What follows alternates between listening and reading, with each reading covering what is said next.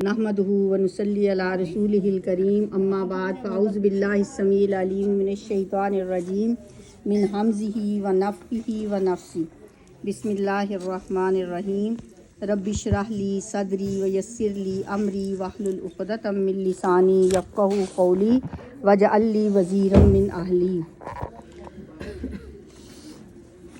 अल्हम्दुलिल्लाह, अल्लाह का शुक्र, अल्लाह की तारीफ़, उस अल्लाह की हम्दो सना जिसने हमें मुसलमान बनाया। अल्हम्दुलिल्लाह, सिर्फ मुसलमान नहीं बनाया, नबी सल्लल्लाहु अलैहि वसल्लम की उम्मत से भी बनाया। मुसलमान वो भी थे जो पहले ईसाई यहूदी, ये भी मुसलमान ही थे। जब इनकी तरफ किताबें आई ना, वो भी मुसलमान थे। पिछले पैगंबरों की उम्मतें सब मुसलमान थीं। अल्हम्दुलिल्लाह, हम वो मुसलमान हैं जो नबी सल्लल्लाहु अलैहि वसल्लम की उम्मत है। नबी सल्लल्लाहु अलैहि वसल्लम का दुनिया में आना, अल्लाह कुरान में कहते हैं कि लक़द मन्नल्लाह, हमने एहसान किया अल्लाह ने मोमिनों पे कि जब उनकी तरफ ये रसूल भेजा। यानी रसूलुल्लाह सल्लल्लाहु अलैहि वसल्लम का हमारी तरफ आना, अल्लाह इसको एहसान कहते हैं कि मैंने तुम पे एहसान किया। तो हमें भी अल्लाह का एहसान मानना चाहिए, शुक्र अदा करना चाहिए कि या अल्लाह तेरा शुक्र है वो लोग हम बने जिन्हें कुरान कहता है खैरा उम्मतिन, तुम बेहतरीन उम्मत हो। अल्लाह ने हमें बेहतरीन उम्मत बनाया, अल्लाह ने हमें मुसलमान बनाया। और आप एक दफ़ा आंखें बंद करें और लंबा सांस लेके कहें अल्हम्दुलिल्लाह, मैं मुसलमान हूँ, मैं नबी सल्लल्लाहु अलैहि वसल्लम की उम्मत से हूँ। अल्हम्दुलिल्लाह, तूने या अल्लाह मुझे ज़िंदगी की मोहलत दी है, सेहत है, सेहत के साथ मैं यहाँ बैठी हूँ। अल्हम्दुलिल्लाह। बहुत से लोग अभी अस्पतालों में पड़े हैं, वेंटिलेटर पे बहुत से लोग पड़े हैं। बहुत से लोग ऐसे हैं जो पानी पीते हैं चमचों के हिसाब से पूरे हफ्ते में, और हफ्ते के बाद बल्कि हफ्ते में 3-3 दफ़ा जाके मशीनों से वो पानी निकलवाते हैं, डायलिसिस करवाते हैं। ऐसे मैं कई लोगों को जानती हूँ जिनका हफ्ते में 3 दफ़ा डायलिसिस होता है। वो कहती हैं कि मैं बिल्कुल ऐसे कतरों के हिसाब से कहती हूँ, मैं बर्फ़ मुंह में डाल लेती हूँ ताकि ज़रा चलो, पानी तो पीना नहीं, ना पानी पीना, ना चाय पीनी, ना दूध पीना, पीने वाली कोई चीज़ नहीं पीनी क्योंकि पेशाब नहीं आना। मैंने कहा कितनी देर बाद पेशाब आता है? कहती सालों से नहीं आया। हफ्ते में 3 दफ़ा जाती हूँ, मशीन पे लगाते हैं, वो भी तकलीफ़ दे अमल। और जब वो मैं पूरा दिन लगा के वो करवा के आती हूँ, अगले दिन भी तबीयत ख़राब रहती है, उससे अगले दिन ज़रा सी बेहतर होती है, उससे अगले दिन फिर वो जो 2-2 घूंट थोड़ा थोड़ा पिया होता है, जिस्म सूजना शुरू हो जाता है। फिर जाती हूँ, फिर मशीन से उतरवा के लाती हूँ। और हम किस बात पे नाशुक्री करते हैं, हाय बुखार नहीं उतरता 3 दिनों से। ये कोई बीमारियाँ नहीं हैं, ये तो ला बासा तहूरुन इंशाअल्लाह। हर तकलीफ़ से ही अल्लाह, हर बीमारी से ही अल्लाह पाक करता है गुनाहों से हमें। लेकिन इतनी बड़ी बड़ी बीमारियों वाले लोग जो अस्पतालों में पड़े हैं, अल्लाह का शुक्र अल्हम्दुलिल्लाह कि हम यहाँ बैठे हैं, हम इस काबिल हैं कि हम अल्लाह की बातें सुन रहे हैं। इस बात पे अल्लाह का शुक्र, या अल्लाह तेरा शुक्र। बहुत से लोग इस वक्त गाने सुन रहे होंगे, बहुत से लोग अल्लाह की नाफरमानी के काम कर रहे होंगे। अल्हम्दुलिल्लाह, या अल्लाह मैं मुसलमान भी हूँ, मैं नबी सल्लल्लाहु अलैहि वसल्लम की उम्मत से हूँ, मैं सेहतमंद हूँ, और मैं बैठ के या अल्लाह तेरा कुरान सुनने के लिए यहाँ पे बैठी हूँ। अल्हम्दुलिल्लाह। हम हर नमाज के बाद पढ़ते हैं ना सुबहान अल्लाह सुबहान अल्लाह सुबहान अल्लाह, लेकिन वो हम एक मशीन चलाते हैं। हमारी ज़बान को हम बटन दबाते हैं, वो चल पड़ती है, और हमारी तस्बीह 1 मिनट में ख़त्म।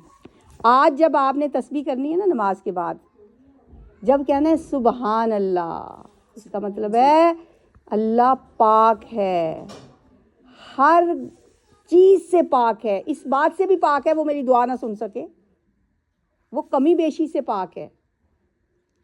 मैं उसे कहूँ जो चीज़ मैं मांगूँ वो मुझे देने की सलाहियत रखता है, उसके पास हर चीज़ है, वो इस चीज़ से पाक है वो मुझे ना दे सके। वो उसकी हिकमत है कि वो ना सुने तो ना सुने। हर सुबहान अल्लाह पे कहें कि अल्लाह हर चीज़ से पाक है, कमियों से पाक है।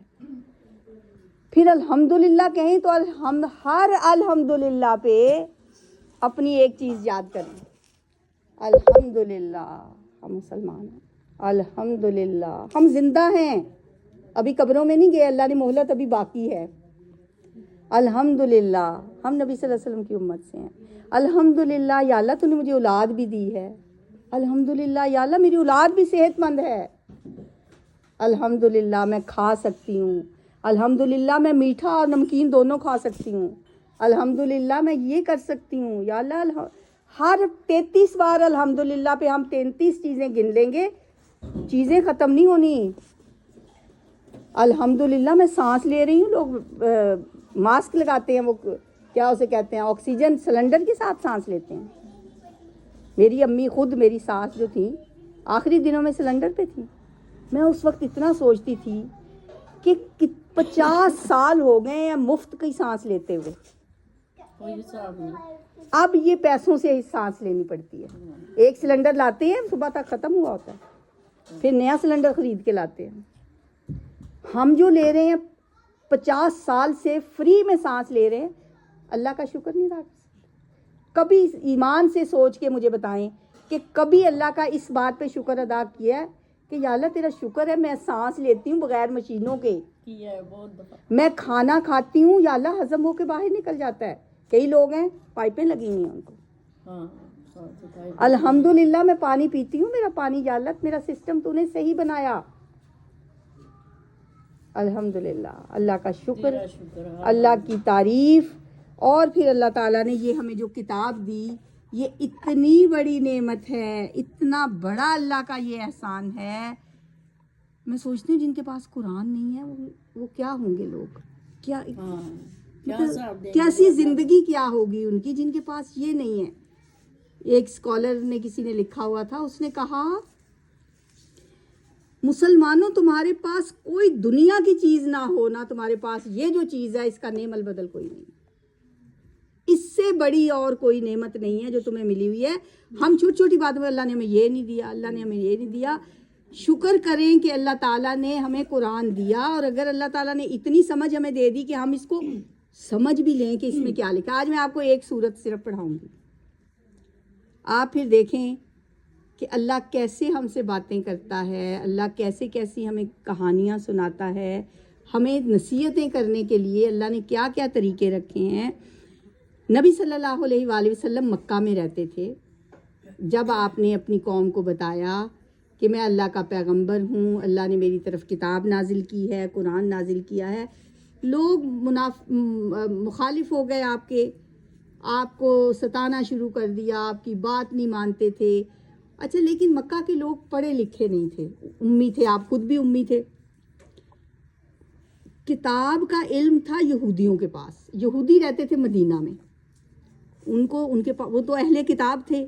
مسلمانوں پہ تو ابھی قرآن نازل ہونے لگا تھا، اب ان کے پاس کتاب آ رہی تھی. ان کے پاس سے تو پہلے تورات اور انجیل تھی. وہ علم والے لوگ تھے، وہ آ کے ان کو پٹیاں پڑھاتے تھے کہ اچھا ان سے پوچھیں، ذرا ان سے یہ والا سوال پوچھیں، اگر یہ انہوں نے صحیح جواب دے دیا نا پھر یہ سچے رسول ہوں گے. پہلے ایک دفعہ آ کے پوچھا، ان سے پوچھیں اصحاب کہف کون تھے، ان سے پوچھیں ذوالقرنین کون تھا، ان سے پوچھیں روح کیا ہوتی ہے، ان سے پوچھیں وہ پچھلے زمانے میں جو باغ والوں کا قصہ تھا وہ ذرا ان سے پوچھیں، ان کو پتہ ہے. اللہ تعالیٰ نے سورت کہف نازل کر کے وہ چاروں قصے اس میں سنا دیے. چاروں قصے اللہ نے سورت کہف میں جواب دے دیا آپ کے سارے جوابوں. مسلمان پھر نہیں ہوئے، پھر نہیں مانے. پھر سوال کیا انہوں نے اگلا، انہوں نے کہا ان سے پوچھیں کہ کیسے بنی اسرائیل مصر چلے گئے تھے. بنی اسرائیل تو رہتے تھے فلسطین میں، وہ وہاں سے مصر کیسے پہنچے؟ کیونکہ مصر میں پھر موسیٰ علیہ السلام نے بنی اسرائیل کو آزاد کرایا اور فرعون کو غرق اللہ نے کیا. کہتے ہیں وہ فلسطین سے مصر کیسے پہنچے تھے، ان سے یہ سوال پوچھیں. انہوں نے پوچھا نبی صلی اللہ علیہ وسلم سے سوال، تو اللہ تعالیٰ نے سورہ یوسف نازل کر دی. اب میں پوری سورہ یوسف آپ کو بتاتی ہوں کہ اللہ نے پھر بتایا کہ کیسے فلسطین سے وہ مصر پہنچے تھے. اور اللہ نے پھر اسے قصہ قرار دیا کہ یہ قصہ سب سے بہترین قصہ ہے، یہ احسن القصص ہے. یہ کہانیوں میں سے سب سے خوبصورت کہانی ہے. بسم اللہ الرحمن الرحیم. الف لام را تلک آیات الکتاب المبین. یہ آیتیں ہیں کتاب مبین کی. ہم نے اس کو اتارا قرآن عربی زبان کا بنا کر تاکہ تم لعلکم تعقلون، تاکہ تم سمجھ سکو. ان کی زبان عربی تھی نا، تمہاری زبان میں ہم نے یہ قرآن نازل کیا تاکہ تم سمجھو. اتنی بات کے بعد پوری صورت آگے اس قصے پہ مبنی ہے. نحن نقص علیک احسن القصص. اے پیغمبر صلی اللہ علیہ وسلم، ہم آپ کو ایک احسن القصص، بہترین قصہ سناتے ہیں. اس قصے کے بعد آپ کو سب پتہ چل جائے گا کہ بنی اسرائیل فلسطین سے مصر کیسے پہنچے تھے. وہ قصہ یہ تھا جی کہ جب یوسف علیہ السلام جو کہ بیٹے تھے کس کے؟ یعقوب علیہ السلام کے. یعقوب علیہ السلام کس کے بیٹے تھے؟ اسحاق علیہ السلام سے. وہ بھی پیغمبر. باپ یعقوب بھی پیغمبر، یعقوب کے باپ اسحاق بھی پیغمبر، اسحاق علیہ السلام کے باپ ابراہیم بھی پیغمبر. یعنی 4 نسلوں میں پیغمبری آ رہی تھی. اور یعقوب علیہ السلام کے بیٹے کتنے تھے؟ 12. 2 چھوٹے بیٹے دوسری بیوی سے تھے. بیویاں تو ان کی اور بھی تھیں، ان سے اولادیں تھیں. لیکن یہ جو 2 بیٹے تھے چھوٹے، ایک یوسف علیہ السلام، ایک ان سے بھی چھوٹے بنیامین علیہ السلام. یہ بڑے پیارے تھے، بہت لاڈلے. یوسف سے تو کچھ زیادہ ہی پیار کرتے تھے. اب ان کے بھائیوں کو بڑا حسد ہوتا تھا اس بات پہ کہ ہمارا باپ جو ہے بس یوسف سے پیار کرتا ہے، ہم سے تو پیار نہیں کرتا. وہ کہنے لگے، یوسف علیہ السلام نے ایک دن اپنے والد سے آ کے کہا، حضرت یعقوب علیہ السلام سے کہنے لگے، یا بنیا اذ قال یوسف لابیہ یا ابتی انی رأیت احد عشر کوکبا. میں نے دیکھے ہیں 11 ستارے خواب میں. احد عشر، 11 ستارے میں نے دیکھے ہیں خواب میں. ایک سورج کو بھی دیکھا ہے اور چاند کو بھی دیکھا ہے، اور میں نے دیکھا ہے کہ وہ سارے کے سارے مجھے سجدہ کر رہے ہیں. کتنے؟ 11 ستارے، ایک سورج، ایک چاند، وہ مجھے سجدہ کر رہے ہیں. باپ پیغمبر تھے، سمجھ گئے، بات سمجھ آ گئی کہ یہ کوئی چھوٹا خواب نہیں ہے. کہنے لگے، یا بنیا لا تقصص، نہ بیان کرنا رؤیا کا اپنا خواب، الی اخوتک، اپنے بھائیوں کو نہ یہ خواب سنانا. وہ تو تمہارے خلاف کوئی چالیں چلنے لگ جائیں گے یہ خواب سن کے. یہ خواب نہ ان کو سنانا، کیونکہ شیطان تو انسان کا دشمن ہے ہی. وہ انہیں پٹیاں پڑھائے گا، حسد کریں گے کہ یہ خواب جو ہے اس کا تو کوئی اور ہی مطلب بنتا ہے، اس کو نہ بتانا. انہوں نے تو نہ بتایا. لیکن ان کے بھائی جو جن کے دل میں حسد تھا، انہوں نے سوچا کہ ہمارا باپ جو ہے لَيُوسُفُ وَأَخُوهُ أَحَبُّ إِلَىٰ أَبِينَا مِنَّا وَنَحْنُ عُصْبَةٌ. آپس میں وہ سارے بھائی جو تھے 10 بھائی، دونوں چھوٹوں کو چھوڑ کے جو ایک ماں سے تھے، بنیامین اور یوسف کے علاوہ جو باقی کے 10 تھے، وہ یہ بات کرنے لگے کہ ہمارا باپ جو ہے نا یوسف سے بڑی محبت کرتا ہے. ہم کچھ ایسا کرتے ہیں، نقتلوا یوسف، اسے قتل کر دیتے ہیں تاکہ ہمارے باپ کے دل میں کچھ ہماری بھی محبت پیدا ہو، کوئی جگہ خالی ہو ہمارے لیے بھی. اب انہیں بھائیوں میں سے ایک بھائی کہنے لگا، قال قائل منہم لا تقتلوا یوسف، دیکھو قتل نہ کرو. وہ تھوڑا سمجھدار تھا انہیں 10 میں سے. اسے قتل نہ کرو، ایسا کرتے ہیں وَأَلْقُوهُ فِي غَيَابَةِ الْجُبِّ، کسی اندھے کنویں میں پھینک آتے ہیں. کوئی اٹھانے والا آتا جاتا راہگیر اٹھا کے لے جائے گا. مقصد تو یہی ہے نا کہ باپ کے دل میں ہماری محبت کے لیے جگہ بن جائے. سامنے سے پیچھے کر دیں تو بس پیچھے کر دیتے ہیں. انہوں نے کہا چلیں ٹھیک ہے، ہم اس کو ساتھ لے کے جاتے ہیں. اپنے باپ سے کہا کہ کل ہم جا رہے ہیں شکار کھیلنے، ہم چاہتے ہیں یوسف کو بھی آپ ہمارے ساتھ بھیج دیں. بڑا انجوائے کرے گا، کھیلے کودے گا، کھائے پیے گا. قائل کر رہے ہیں اس کو. تو باپ نے کہا نہیں، میرا دل نہیں مانتا، میں نے نہیں، یوسف کو نہیں میں نے بھیجنا.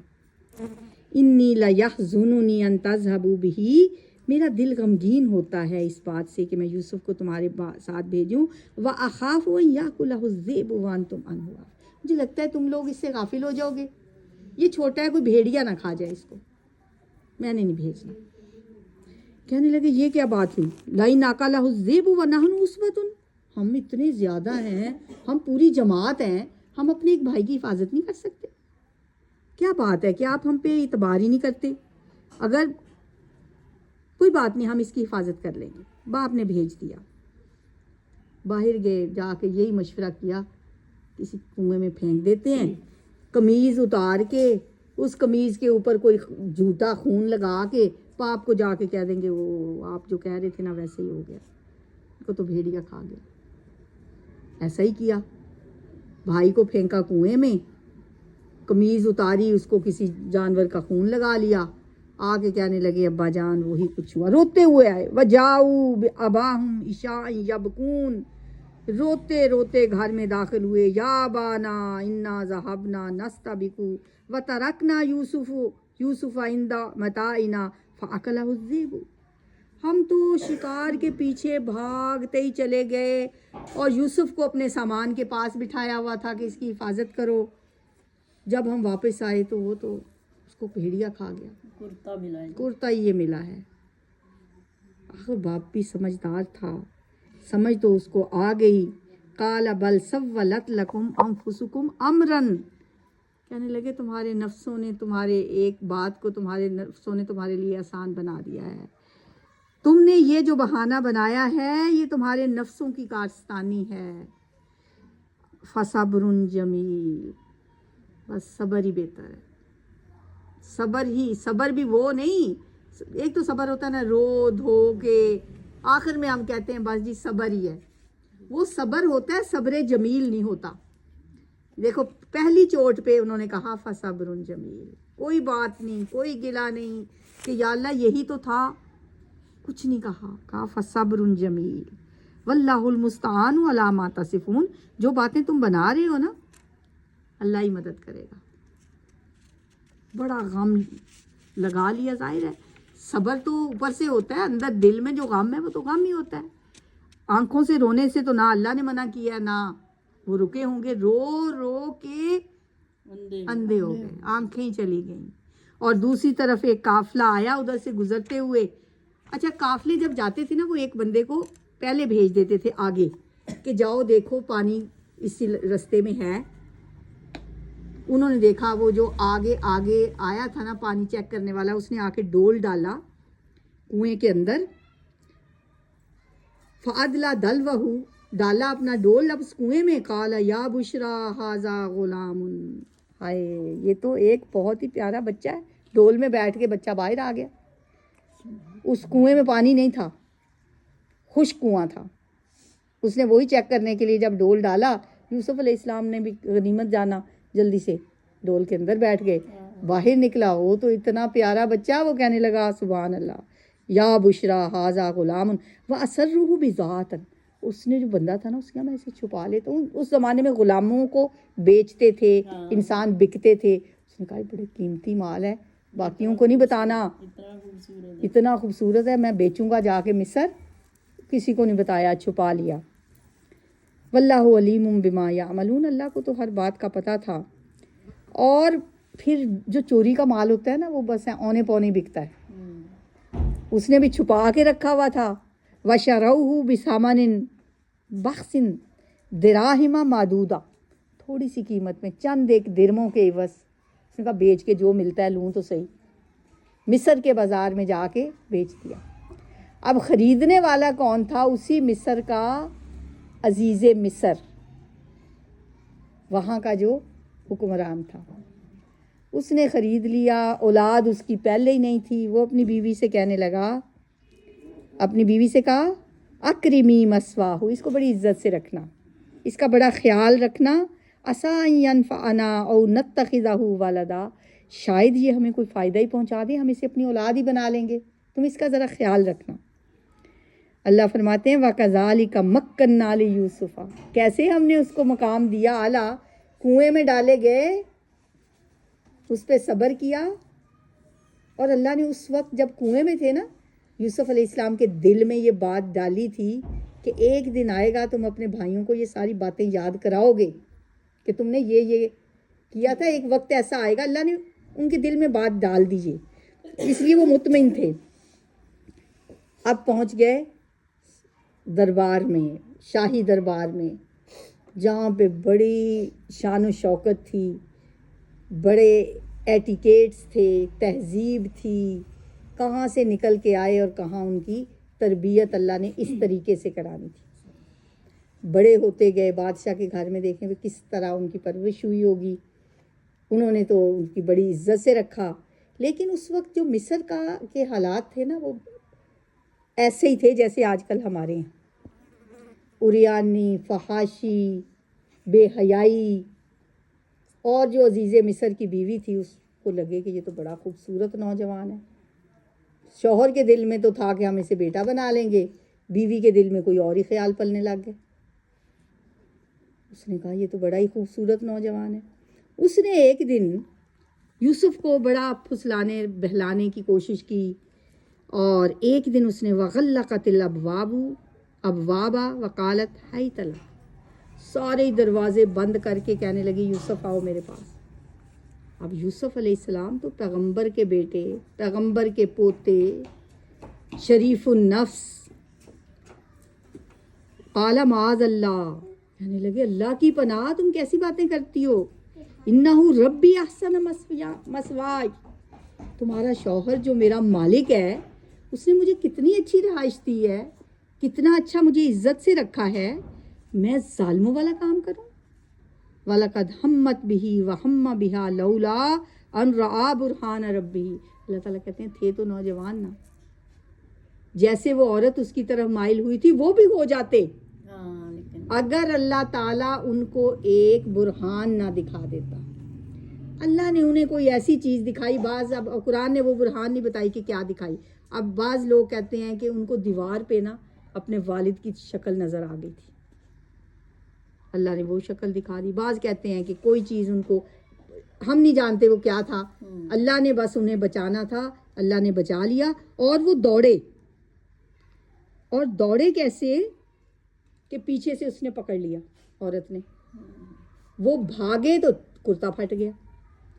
ابھی دونوں دروازے میں ہیں تو آگے سے شوہر بھی بے وقت گھر آ گیا، جیسے ڈراموں میں نہیں ہوتا ایک دم جب ہم کہتے ہوتے ہیں یہ کہاں سے، مطلب انہوں نے کہاں سے پہنچ گئے ہیں، کوئی مرنے لگتا ہے تو کوئی ہیرو پہنچ جاتا ہے، تو وہ ایسا ہی ڈرامائی انداز ہوا۔ یہ قرآن ہی بتا رہے ہیں نا، جب وہ دروازے پہ پہنچے وَأَلْفَ يَا سَيَّدَهَا لَدَى الْبَابِ، اس نے دیکھا میرا شوہر تو دروازے پہ کھڑا ہے۔